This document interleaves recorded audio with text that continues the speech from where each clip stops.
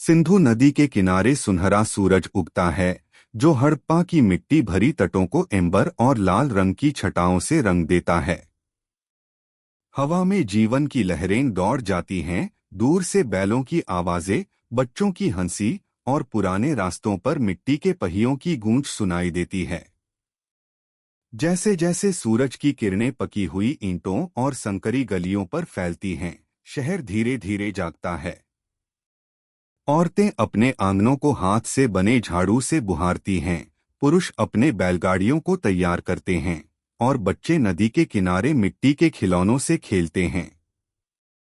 चूल्हों से धुआं उठता है। यह हड़प्पा में एक नए दिन की शुरुआत है, जो मानवता की सबसे पुरानी योजनाबद्ध सभ्यताओं में से एक है।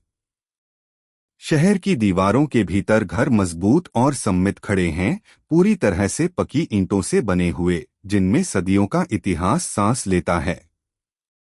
हर घर एक कहानी कहता है, गर्मजोशी, परिवार और नवाचार की। धूप खुले आंगन से होकर गुजरती है, जहां एक स्त्री मिट्टी के चूल्हे पर आटा गूंथ रही है। कोने में एक निजी कुआं चमक रहा है और बाथरूम में बना नाला हड़प्पा की बुद्धिमत्ता को दर्शाता है। छत पर धूप में सूखते अनाज और कतार में रखे मिट्टी के बर्तन समृद्धि के पहरेदारों जैसे लगते हैं। उनका जीवन और वास्तुकला एक अद्भुत संतुलन में बंधे हैं। एक शांत आंगन में एक महिला मिट्टी के चूल्हे पर खाना बना रही है। आग की लपटों की गर्मी से उसका चेहरा दमक रहा है। दाल, गेहूं और जौ की खुशबू पूरे घर में फैल गई है। वह भारी पत्थर की चक्की पर अनाज पीसती है, जबकि तांबे के बर्तन में उबाल उठता है। बच्चे पास में बैठकर हंसते हैं और जल्द ही परिवार मिट्टी की थालियों पर साथ बैठकर भोजन करता है। यह केवल खाना नहीं, बल्कि धरती से जुड़ा एक उपहार है, आग से पका, मिट्टी से बना और प्रेम से साझा किया गया। नदी के किनारे विशाल अनाज घर खड़ा है, समृद्धि का प्रहरी। मजदूर गेहूं और जौ के बोरे उठाकर अंदर ले जा रहे हैं, उनके हाथों पर मिट्टी और गर्व दोनों लगे हैं। अंदर पुरुष गीली मिट्टी से जारों को सील करते हैं ताकि फसल सुरक्षित रहे। बाहर बैलगाड़ियां नदी की ओर बढ़ रही हैं, जहां लकड़ी की नावें व्यापार के लिए तैयार हैं। हड़प्पा एकाकी नहीं था, यह दूर देशों से अनाज, मनके, धातुएं और सपने भी व्यापार करता था। बहती हुई सिंधु नदी उसके लिए जीवन की राह थी, जो सभ्यताओं को जोड़ती थी। गलियों में पानी धीरे धीरे ढके हुए नालों से बहता है। हर घर में बाथरूम और नाली जुड़ी हुई है। यह उस समय के लिए एक अद्भुत तकनीक थी। बच्चे सार्वजनिक कुएं से पानी भरते हैं और पुरुष बांस की छड़ी से नालियां साफ करते हैं।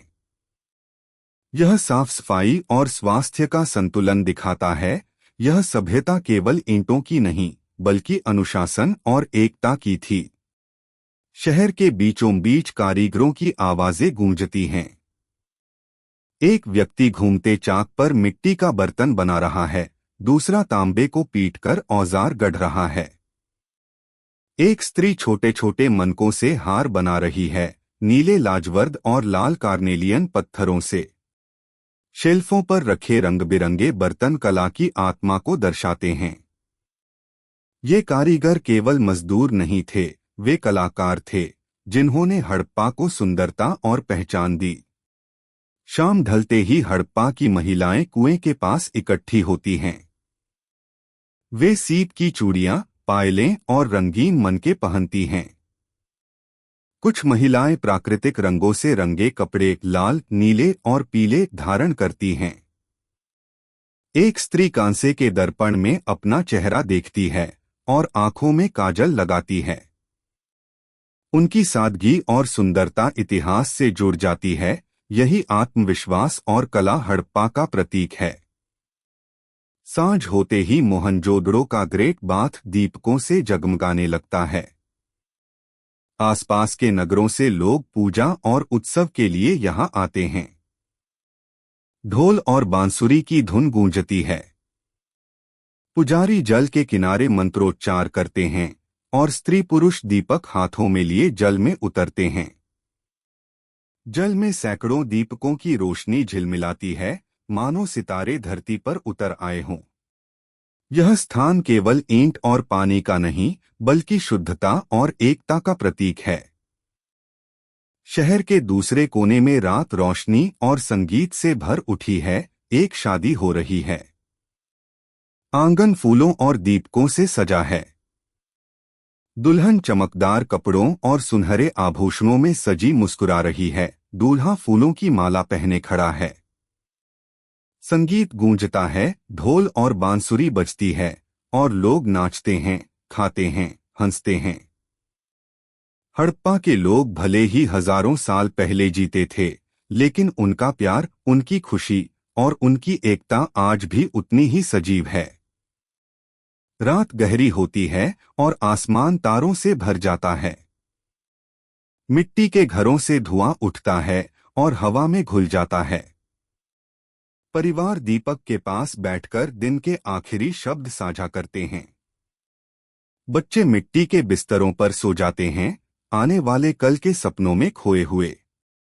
जैसे ही शहर नींद में डूबता है, हवा इतिहास की फुसफुसाहटें सुनाती है। हड़प्पा की आत्मा अब भी बोलती है, यह याद दिलाते हुए कि सच्ची सभ्यता ईंटों या सोने में नहीं, बल्कि मानवता के दिलों की एकता में है।